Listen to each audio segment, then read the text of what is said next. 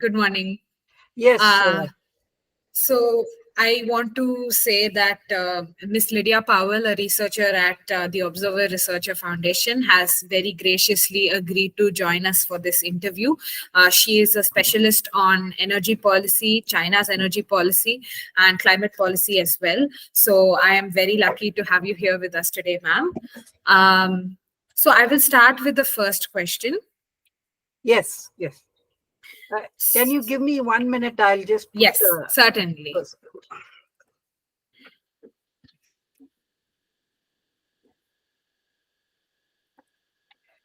Yeah. Yes. Sure. Yeah. So the first question is just in case people don't know, and for the layman audience, how will climate change really affect China and India? What are the kind of effects we'll see in our daily life and beyond? I think the best way to answer this is to go sector wise. I think the greatest impact will be on the agricultural sector because both countries have fairly large agricultural sectors in terms of contribution to GDP and also in terms of labor employed. And so on the one side, higher temperatures, unpredictable rain, and so on will affect the agricultural cycle and also food production. In some cases, it may increase, but I think overall impact is negative because some people say the higher temperature, carbon dioxide will actually improve yield, but the positive outcome, the negative outcomes will it will be bigger than the positive outcomes for both countries. And I think for India, the impact will be very severe because we have a larger share of the labor force employed in agriculture sector. They are mostly poor. There are some farmers who are very rich, but I'm talking about agricultural laborers, farmers who own 1 acre or less. I think that is nearly 80%, and they will be severely affected because the cycles have changed, the unpredictability of outcomes, so that will affect them. In terms of households, I think the real impact would be in terms of energy consumption. That is already evident in places like Delhi. Higher heat in summer has increased air conditioner use. And perversely, though air conditioner use is a solution to climate-related increase in temperature, it also contributes to climate change. So in the household side, it will be in terms of energy use, primarily for maintaining residential temperature at comfortable levels. It can be for cold as well because it can have extreme cold days as well. And in terms of industries, I think the impact again will be similar. I feel that climate change directly will have the impact of affecting people, ambient temperatures to work in the factories and so on will be affected. But I think the bigger impact will be in terms of the cost of energy. Because there is pressure on the industries to shift from fuels like coal, naphtha, which are polluting, to cleaner fuels. They will have a lot of adjustment to do, primarily because of price. See, though we commonly hear that renewable energy is cheaper, it's not cheaper when you take the entire cost. That is, renewable energy is intermittent. You'll have to invest in storage and so on. So for industries, there will be an impact in terms of trying to manage the atmospheric temperature because certain equipment does not work at very high temperature. So that is one issue. And the second issue is the cost of energy because they will be forced to shift to cleaner fuels. How they will adapt to the costs. At the moment, the government is incentivizing the shift, but this may not last very long. What other sectors are? Transportation sector. We've already seen, there's a lot of, again, the effect will be mainly in the energy transition. They'll have to shift to cleaner fuels, increased cost. Should they pass it on to consumers? Will the government absorb the cost and so on? I think that will be the impact. Thank you very much, ma'am. If I could just follow up, could you also comment on phenomena like the dropping air quality, both in Chinese cities and, our cities like Delhi is very notoriously known for this, and, rise in sea levels also. How far will this actually impact the common man? Is this something we need to actually be worried about? I would say that we have to clearly distinguish between domestic pollution that is happening at the city and the town level and global pollution, which is climate change. Very often these are conflated and leads to wrong conclusions. Domestic pollution is mainly caused by, first in the household side, use of biomass as cooking fuel that pollutes, causes indoor pollution, and also surrounding areas, especially in rural areas where they use firewood, animal dung, and so on. That is the main source of domestic pollution. It doesn't affect anything globally, but domestically it is very, very bad. I think many women develop breathing problems, respiratory illness, children also, especially because the poor households do not have ventilation. So that is the local pollution. In cities and towns, the main source of pollution, domestic pollution, is vehicle emissions, exhaust, and construction activity, dust, and so on. Particulate matter, that is some matter you can really feel and see. That is domestic pollution. If you happen to be located near a power plant, then the power plant will cause local pollution. But that doesn't happen in many areas because many of the power plants are located outside cities. But for rural areas, this is a problem. Small particles of carbon in the coal-based power plants and so on. China has addressed this problem very well by switching from coal to natural gas, because natural gas substantially reduces local pollution, and it also reduces climate change. Carbon dioxide emission, which causes climate change, is reduced by 50%. So China's main strategy was switching from coal to natural gas in main areas, big cities. India hasn't made such a big switch, but because natural gas is domestically not available, inadequate, you'll have to import, it's very expensive. So that is an issue. So India hasn't made a very big shift, but there is have been some interventions in cities like Delhi. They have tried to shut down polluting old power plants, tried to impose emission norms for old vehicles and so on. So this is the way domestic pollution will be handled, but the two are very different, climate change and domestic pollution. Yeah. Thank you very much, ma'am. That was very useful. I just wanted to pick on one point that you said and move to a different question that I had. One was, that was the case of electric cars in China, EV-based cars in China. And China was emerging as a leader in that industry, but a lot of these cars now lie abandoned because the government then slashed its subsidies towards these companies and these ride-hailing services. So it became a bit of an economic stranded kind of set of assets.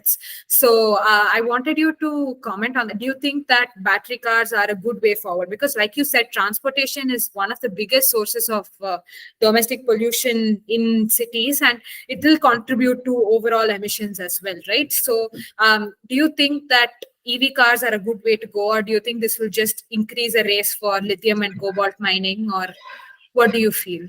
See, for Madhumitha, since I've seen industries, because my previous job was in the industry, one thing I'd like to say before we move on to actually answering the question, you need not include it in the interview, but there is, whenever there is a new market created for anything on the grounds of climate change or any other reason, certain industries invest in that.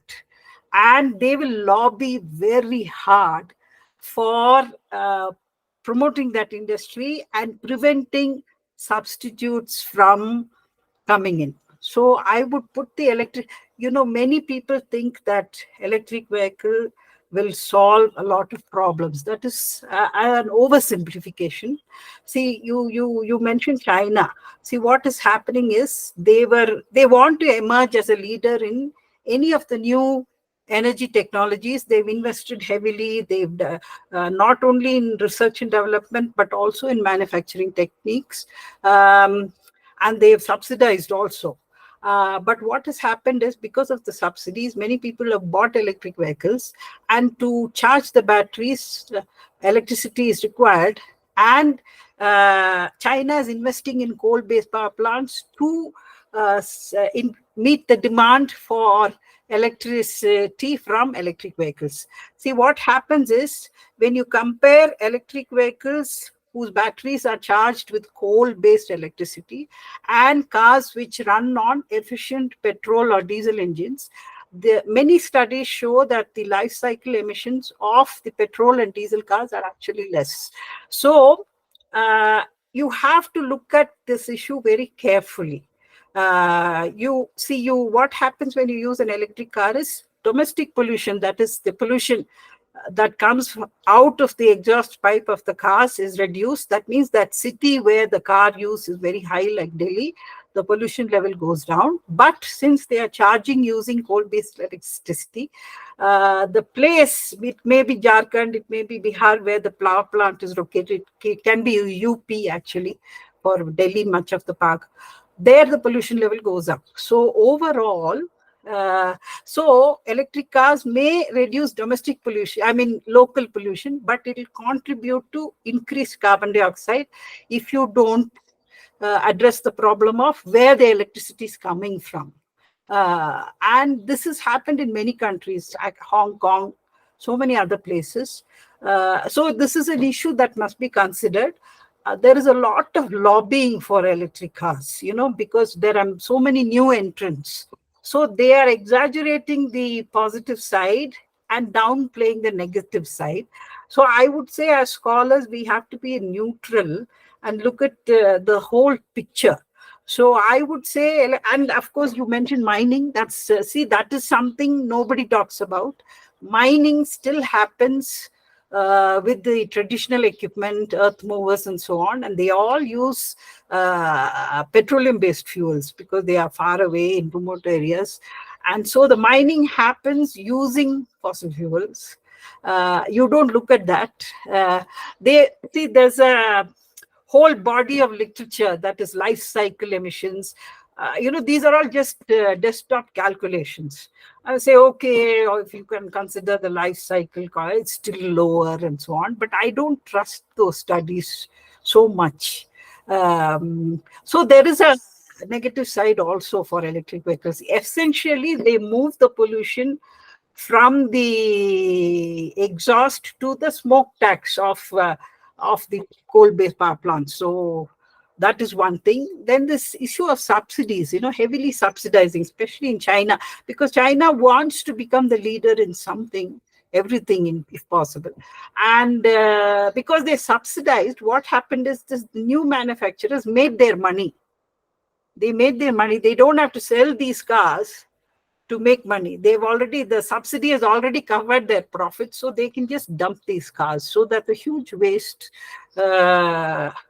on the planet, on the economy. So I think there is the policy is running ahead of technology, and that's a problem, I think. It's happening in many segments, but in the electric vehicle industry, I think it's very severe. Thank you, ma'am. That was very illuminating. So I just wanted to,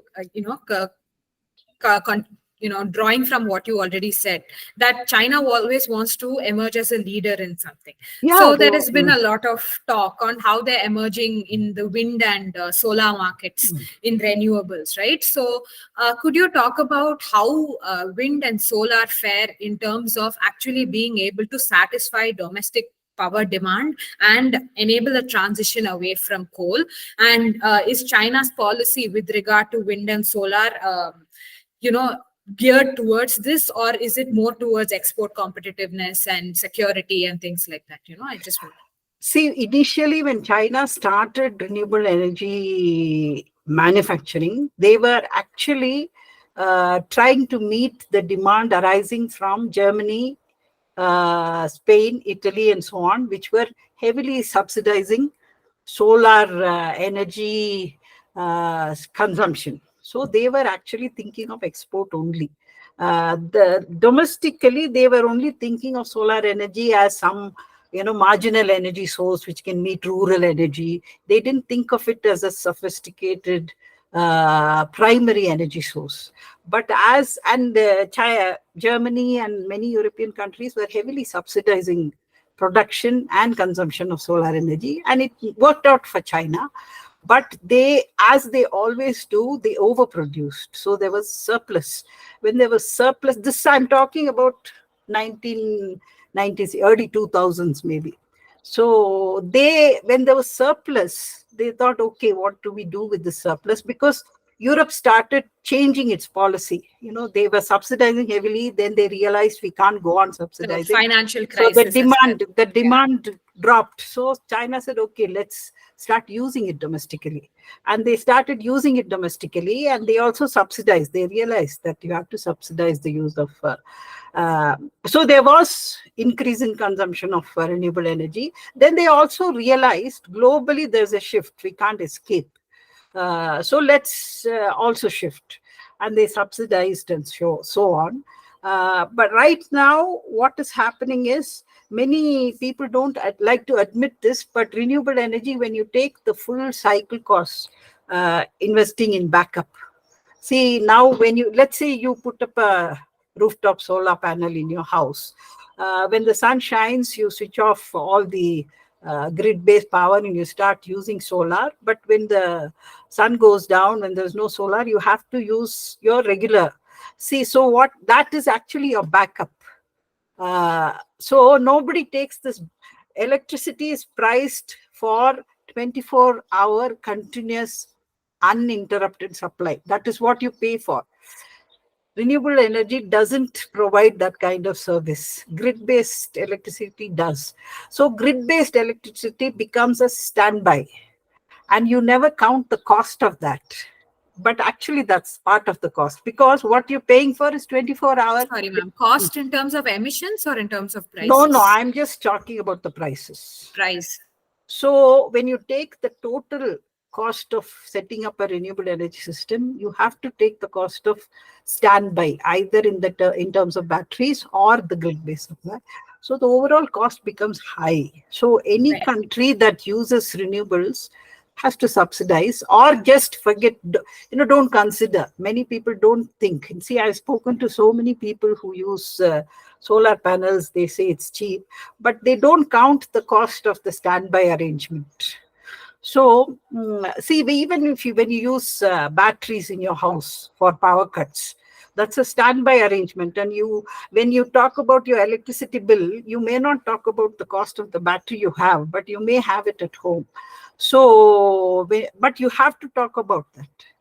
When power fails, you use the battery backup and so on. So similarly, so it's not competitive. So poor countries find it very hard to subsidize renewable energy. Richer countries in Europe and so on. See, Norway, for example, leader in electric vehicles. The reason why it's able to subsidize is it's making all its money from selling petroleum, exporting petroleum. And its electricity comes from hydropower. See, not every country is blessed with that. So it's very difficult for poorer countries to subsidize the use of renewable energy. But I think the world is moving in that direction, and there's no escape from that. Thank you. I don't know whether I answered your question. What I should have written it down. No problem. Maybe I'll just So in terms of technologically and being able to cut down emissions while being environmentally friendly and accessing different parts of the country, which do you think is one of the better renewable sources? Because as I understand it, during the 90s, China was kind of doing very well with hydropower, and the conversion rates were also quite good. High amount of energy they were able to convert from hydropower. But they have since made a bigger shift to wind and solar. So I'm curious as to which is the best renewable source that, countries like India and China can think to get into, because I mean, we have a lot of heat available. So solar seems to be a good option. But, I'm just curious because. Yeah, see, hydropower is a very good source, renewable source, but unfortunately, it is limited by geography. It's not present everywhere, and also geology. For example, in India, we have been building hydropower plants in the Himalayan mountain range, and many of them have suffered. And sometimes the Himalayan ecology has suffered because hydropower plants were built without any thought. They started blasting the rocks and so on.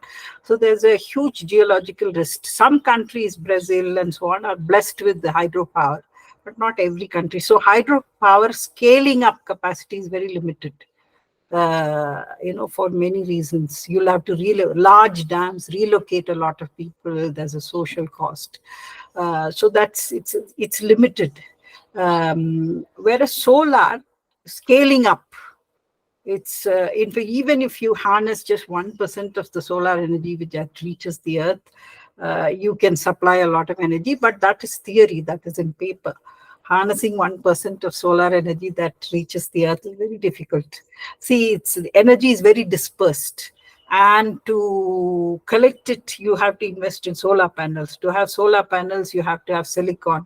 And for having silicon, you have to mine silica, refine it. Refining is a very energy-intensive process.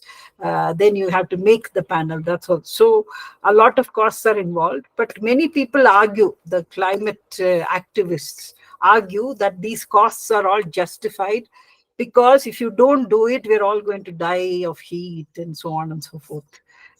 There may not be, it may be an exaggeration, but that's the argument they make, that when the world becomes a hotter place, disease will increase, food supply will decrease, and life will become. So this cost of investing in solar or any alternative energy is justified.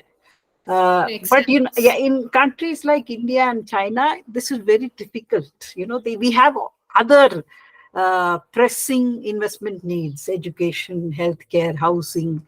So, what to choose? Do you choose to invest in healthcare and education today, or invest in solar panels, which will actually for the future? So it's a very difficult political decision. So I would say it's a big challenge for poorer countries, where energy demand is growing. See, Definitely. Europe and North America, energy demand has peaked literally. It's not the case in India and China. China also is very close to the peak, but not India and Africa. Thank you, ma'am. Speaking of the peaking of the energy demands, brings me to my question on the Paris Agreement and our both India and China's goals of net zero by 2070 and 60 respectively, and peaking by 2030 is China's goal, right? So can you talk a bit about, firstly, for the layman, what is a peak? How is this peak attained? Secondly, what are the economic and lifestyle elements that go with the peak, so that we can understand? And secondly, do you think these are meaningful and goals that have been made at the Paris Agreement? Will they contribute to a cleaner world? And will this actually have a permanent impact in controlling climate change? Or are these just safe promises, something that, the countries may have reached on their own anyway? This thing is, most countries, including China and India, haven't really deviated from the business as usual path in making Paris Agreement commitments. For example, the 3 commitments that India made: one on energy efficiency, the second on share of renewable energy in power generation. See, that's a very loose commitment. Those who are not familiar, those who don't deal with energy, didn't understand The commitment is only for capacity. That means you will have renewable energy plants, doesn't mean you will actually use them.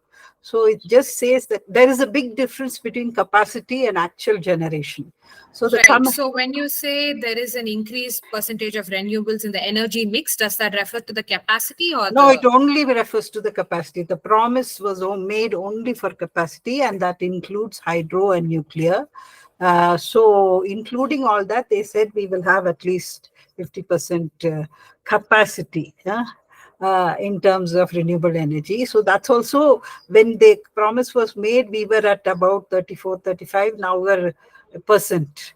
Now we are very close to about 40, I think. But see, this is in terms of capacity. When you look at actual generation, coal still accounts for 74, 75 for this year, percent of generation.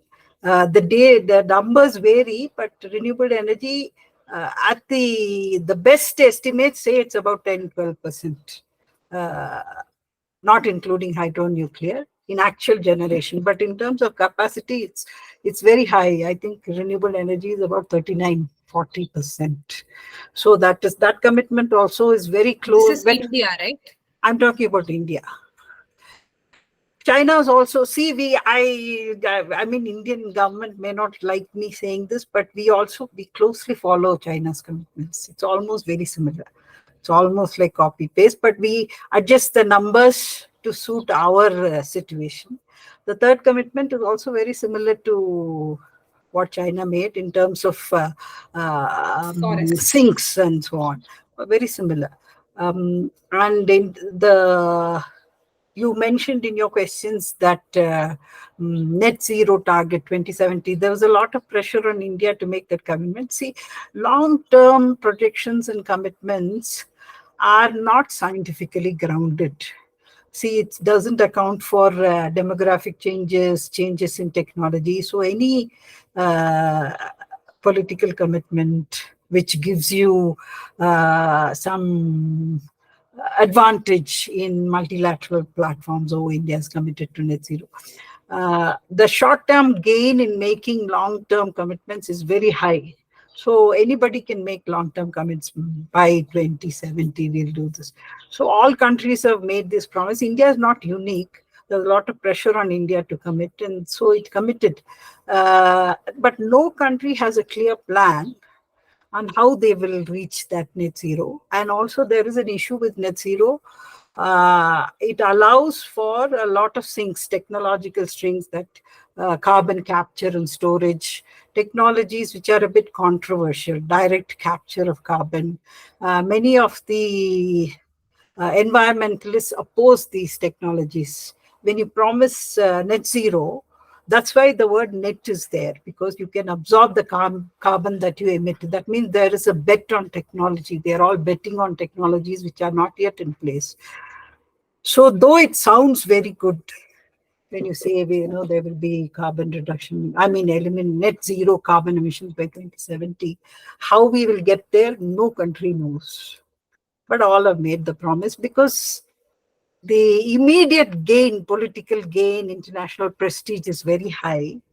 Long-term commitment, accountability is very low. The people who make the promises today will not be there in 2070, so you can make any promise. So I won't put a lot of hope on those promises. But I feel that, the world without any climate pressure, energy sector is moving towards lower carbon energy sources. We started with wood, coal, then natural gas, oil, natural gas. And actually, 30, 40 years ago, the hope was on hydrogen. But now electricity has taken the place of hydrogen. But I think hydrogen will move in. But there's a difference. Electricity and hydrogen are not primary energy sources. They are secondary energy carriers. They need another source of energy to produce hydrogen and produce. The logical physics-based view was that hydrogen, after natural gas, the shift will be towards hydrogen, is what they hoped. But it's a very expensive proposition, hydrogen. Electricity also, getting all electricity from green sources is also fairly expensive. So both are competing today. There's a lot of push on hydrogen. So especially for heavy industry, for powering big trucks, trains, planes, and so on. So maybe both will uh, contribute towards decarbonizing the energy sector. Maybe hydrogen will play a big role in industry and heavy vehicles and so on, and electricity in households and other smaller industries. They used to talk about hydricity at one time. I remember about 20, 30 years ago. Maybe that's what we will have. But I would say that there is a cost involved, and the media is downplaying the cost to make it attractive. And I think that's a bad idea, because many countries are finding out that it's not really cheap. Germany, they when the people receive bills, energy bills, they can see that because their share of green electricity is much higher, their bills are much higher than other countries, European countries, which depend on either nuclear or fossil fuels. So there will be a political challenge to this movement. It's already happening in Germany. The right-wing parties are gaining ground. And I won't say electricity and decarbonization is the only reason, but it is one of the reasons. So this could happen in India too. Sorry, you asked about so the Paris commitments are all not very ambitious in one sentence, and it will, it will not reduce temperatures to the extent that scientists want. It will have an impact, but not to the extent that scientists want. So it's just a movement in the right direction, I would say. Demand peak, see, energy demand peak and supply peak. See, 30 years ago, everybody was worried about supply peak, that we will run out of coal, we will run out of oil in particular. They were expecting a supply peak, that we will run out of oil and there will be chaos. That is no longer true. There is enough oil, gas, coal for hundreds of years. The real concern now is demand peak, whether demand will peak. I think last week, the International Energy Agency forecasted that oil demand will peak globally in 2027. It's already peaked in OECD countries, not because of climate change, but because the economies are not expanding. There is a move towards, many young people do not want to own cars like they used to, their parents used to. They were using cycles and so on. So the demand for oil has already peaked in OECD countries. But global peak is expected in 2027. But as an old person, 62-year-old, I've seen such predictions, several predictions in the past. Many haven't come true. So we'll have to wait and see. See, and another thing is oil demand peaking may be good for the climate, but not very good for the economy. See, if China and India, we consume, I think, hardly 2 barrels per person per year. China maybe four times of India. But if you take developed countries, even European countries, which are very conscious about climate change, their consumption is much higher. If we are peaking at this low level, that also means that we are peaking at economies which are much lower. Our incomes will be much lower, and our lifestyles will not be comparable to the West. I'm not talking about the home in terms of access to education, healthcare. We will be peaking at very low levels of development, which is not necessarily a good thing.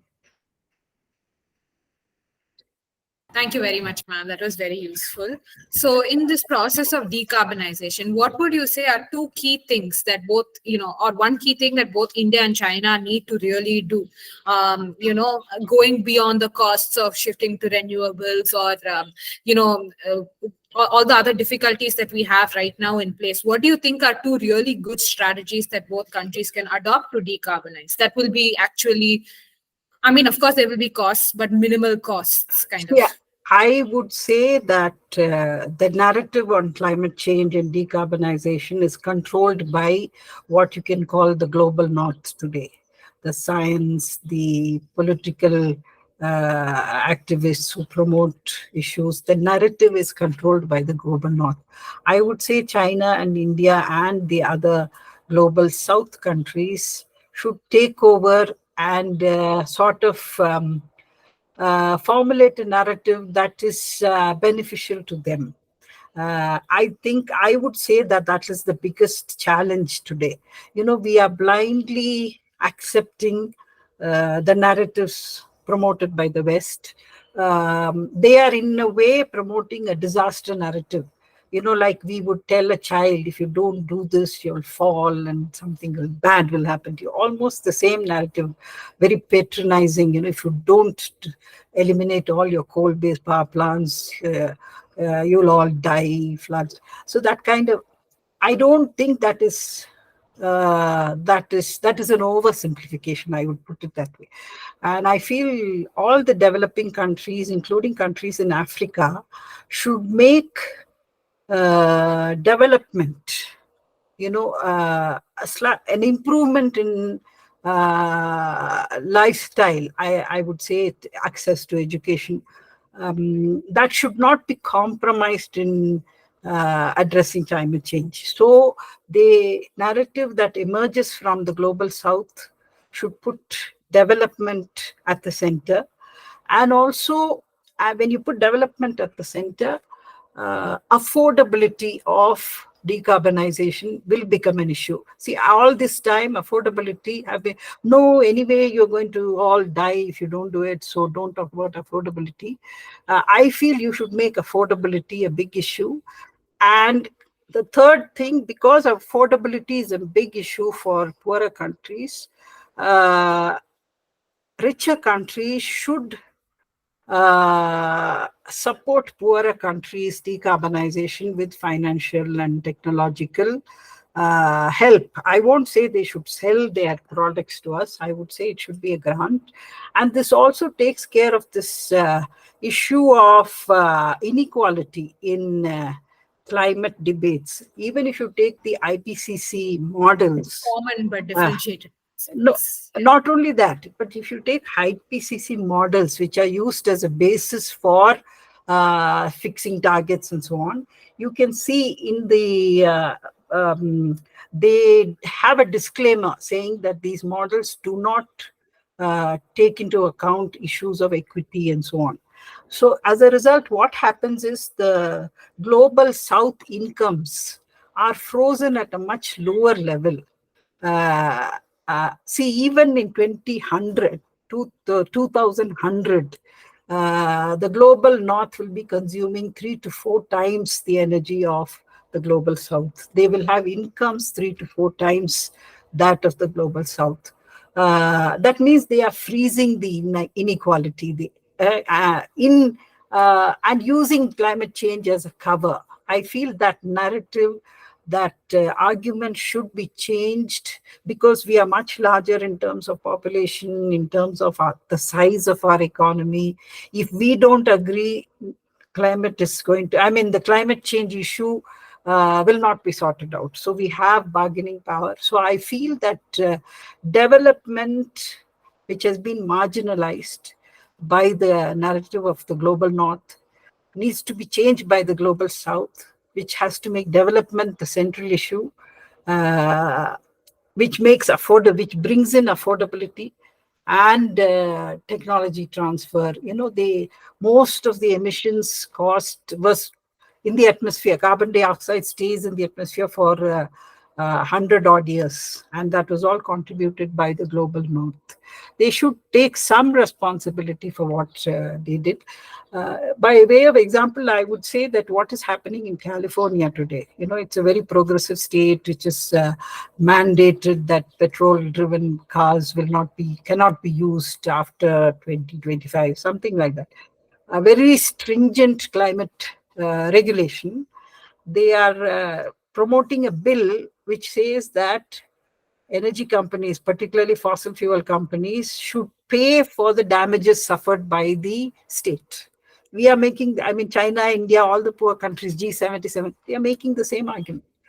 So if California can get away with it, why not us? I would say that this is very important. Otherwise, development will be compromised. They are, in a way, the rich people are expecting the poor people to subsidize their lifestyles. I think that should not be permitted. Absolutely, absolutely. Okay, let me see your. Yeah. Yes, ma'am. So my next question is more to do with, I think, maybe the next few years and how we can adapt to possible changes, both the carbon emissions and, our own domestic pollution increasing due to the way that we are now, living. So I wanted to ask, what role will the market play in curbing emissions? Should India and China expand the carbon emissions system? And how far will this actually help in curbing emissions? See the role of the market. Is that the role of the market? I am in favor of the market, but as you know, the market does not bother about equitable distribution of any goods. It doesn't price negative externalities, not only carbon emissions, but also marginalizing certain segments of the society in terms of access to energy. So we can't have a blanket market-based approach like pricing carbon, for example, which is being promoted. I feel some kind of safety net has to be provided for those who cannot be brought under the market system of operation immediately. First, their incomes have to increase, and then they will slowly become market participant. So I would say that we have to be a little more careful with bringing in market-based instruments like pricing carbon taxes, and so on into the country.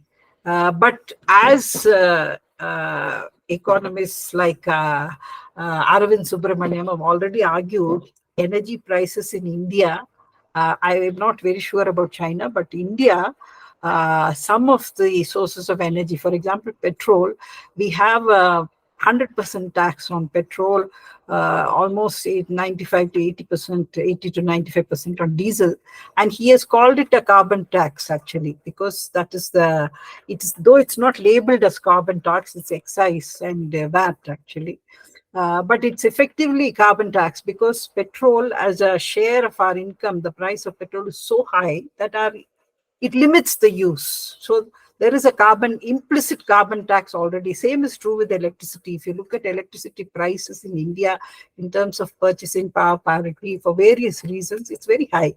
And industries pay a very high tariff for electricity so that households and agriculture can be cross-subsidized. So we have a system of subsidies. On top of this, if you impose carbon subsidies, energy will become so expensive that average households cannot use energy.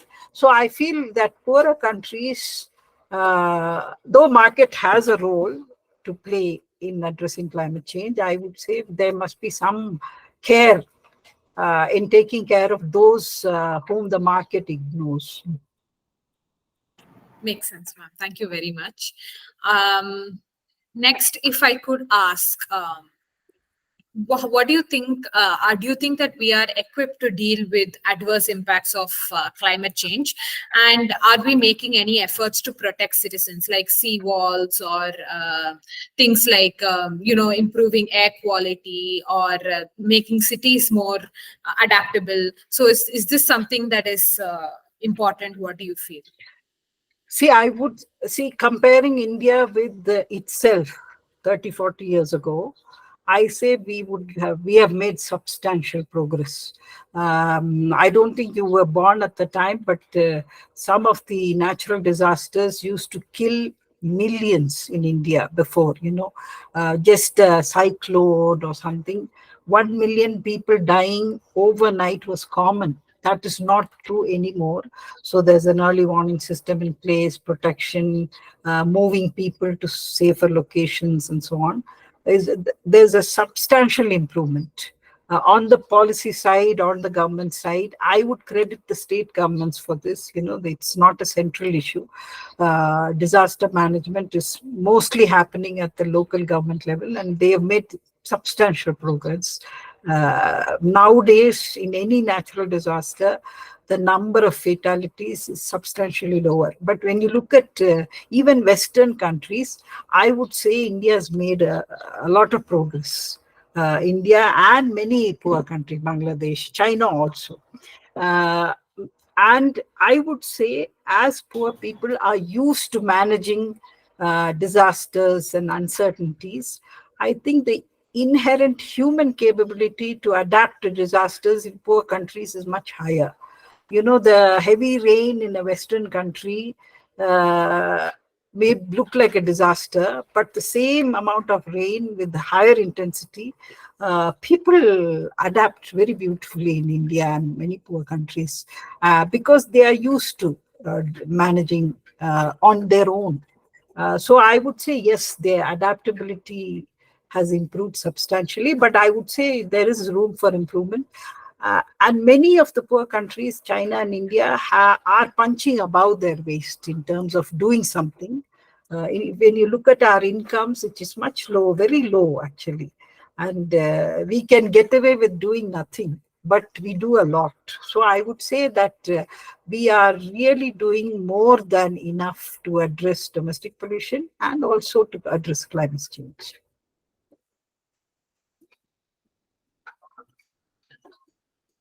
Thank you very much, ma'am. Just a final question. So how do you think India and China, there's scope for cooperation in terms of maybe exchange of knowledge, import and, sharing of renewables? Is there any scope for cooperation in terms of reducing emissions? Definitely. I've always argued that one reason why the solar program has been very successful in India is because we were able to import cheap, fairly good quality solar panels from China. Without that, our solar capacity increase would not have made substantial progress. So I would say that there is a lot of scope for cooperation.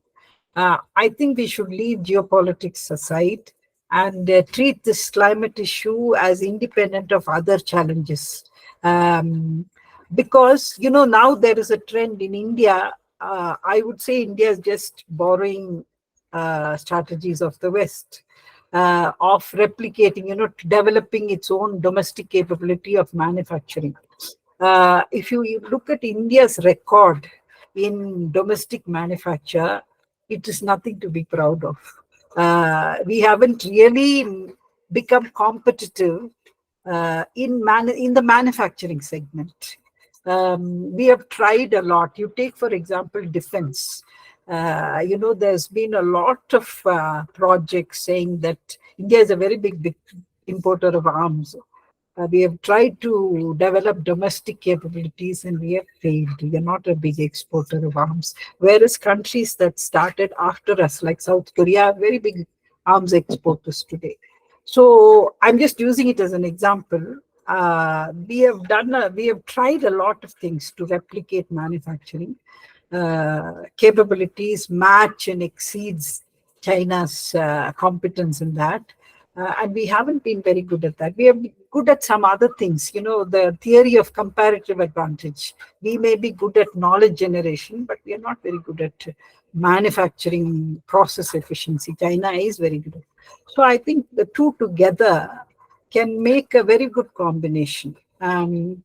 But unfortunately, the trend today is let's have domestic manufacturing.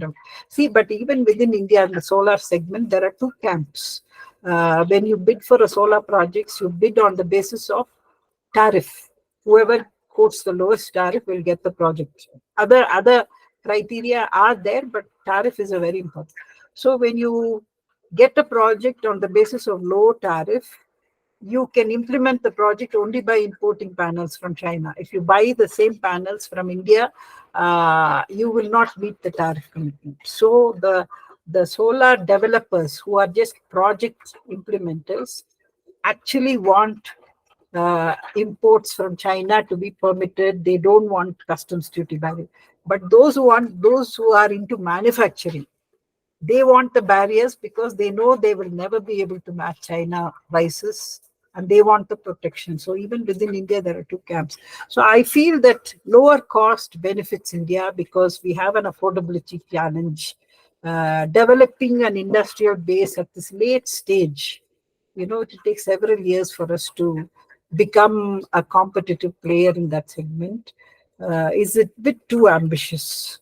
So I feel that if one country is able to do something very well, why not use it? I would say that is together we will become a big force in the world, which the rest of the world will find hard to beat in terms of manufacture.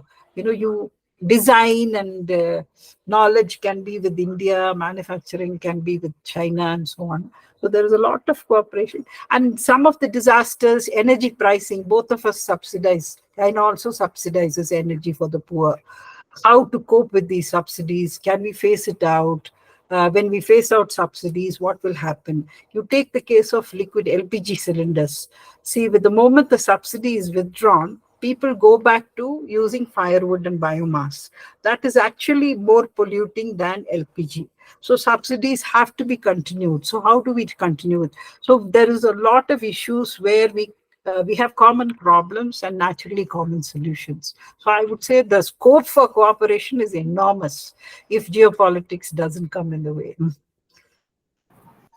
Thank you, ma'am. I think it's wonderful to end on this note that the scope for cooperation is enormous and we must try to capitalize as best as we can. So thank you very much, ma'am, for agreeing to do this. This was a very, very fruitful interview. So I think I'll stop here. Okay. Thank you. Thank you, Madhumitha. All the best. Those of any of the viewers who are more interested in ma'am's work, I will be hyperlinking her bio and her work under this video when we upload it. So please feel free to take a look. Thank you very much. Thank you. Thank you. I can't hear.